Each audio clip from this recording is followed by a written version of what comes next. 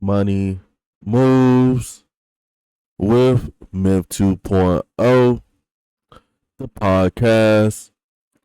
And always remember, gentlemen, it's a mother movie. So we got yet another video from Tales from the Streets YouTube channel. We're gonna be reacting to another 19-year-old who's facing homeless, 19-year-old female facing homelessness. So we're gonna react to this video. So if you guys haven't already subscribed to this YouTube channel, make sure you guys hit that subscribe button and let's hop straight into the content. All right, so what's your name? I don't have a name. You don't have a name? Do I gotta tell you my name?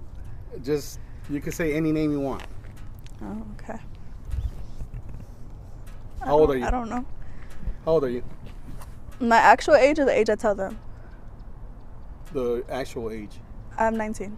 And the age that you tell people? 23. What are you going through currently? Are you going through homelessness or? No.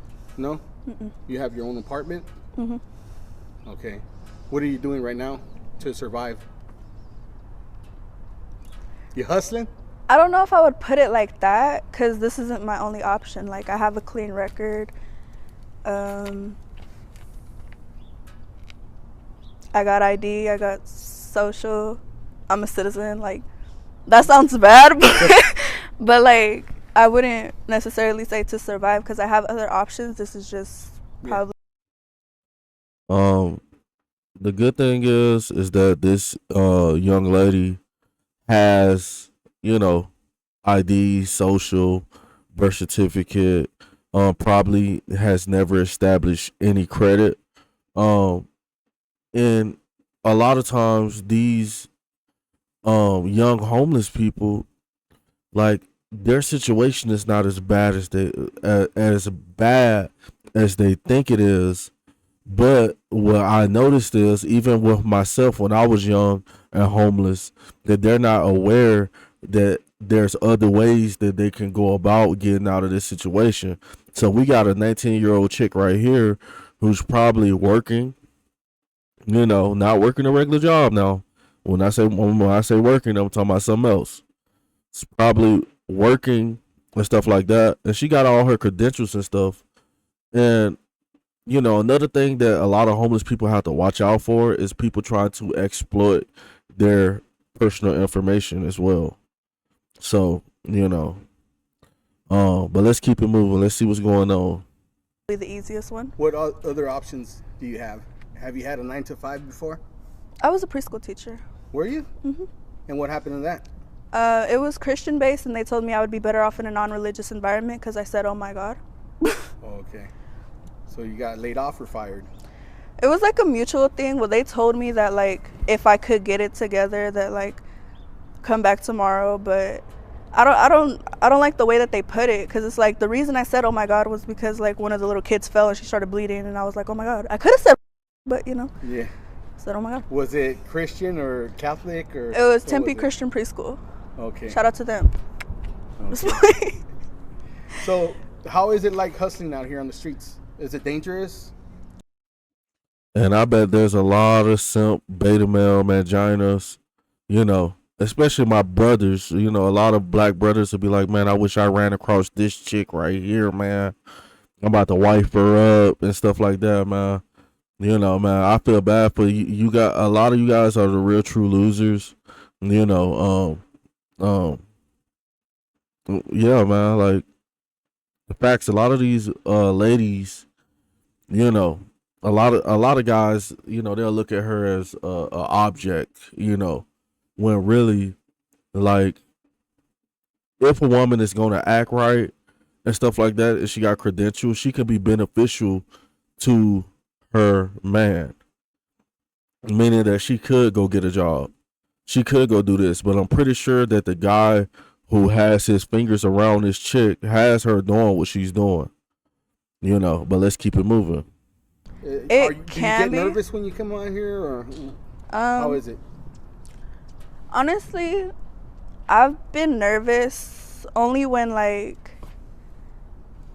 you know when you hear something the last time I was like really really nervous was a couple months ago when they had told me that like one of the girls got shot because she tried to like leave and do one of his money back, so she got shot. So after that, it was like, oh my god, what if I get shot? Like, you know? Yeah. Is it dangerous out there or what? It can be. You heard of a lot of stuff going down out there? Girls Yes getting robbed, and no. like, like they get abducted. like what of happens? course it sounds bad when it's like all at once. Like, but it's like, yeah, you hear about that stuff, but it's like once a month. Like, Yeah. All right, fellas, we got a trivia. Let's do a trivia real fast. So, say for instance, you guys have a daughter. You know, you've been there her whole life, or you haven't been there her whole life, but now she's 19 years old or 18, because we just seen 18-year-old chicks out here too, and she's out here looking like this. What happened? What do you do? Hit the comments. Let's keep it moving. What's if that your makes ultimate sense. goal? What do you want to do in life?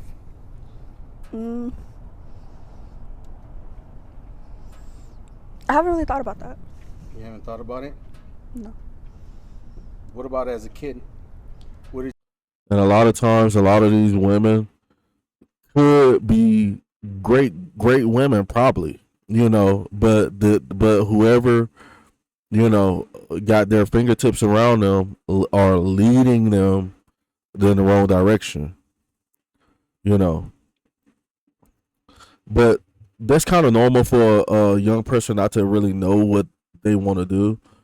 But at the same time, like, if you're going to be homeless and you're going to be in the streets working, or so called, like, if you're going to be homeless, you got to have a plan, because homelessness is first and foremost is a mindset, but second of all, like, you can end up in this cycle, and not knowing how to get out of the cycle. And I know you guys have seen it. You done seen the people who done been out in your neighborhood for 10 years homeless. Yeah, people get stuck in the homelessness. What you think you were gonna grow up to be?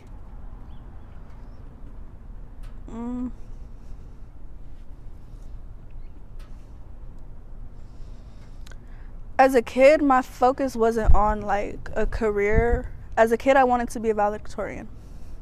What is that? Like the top kid in high school. Okay.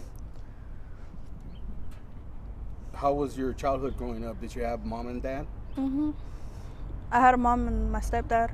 Okay. My biological father was in prison. How'd you grow up? Was there any abuse, any trauma?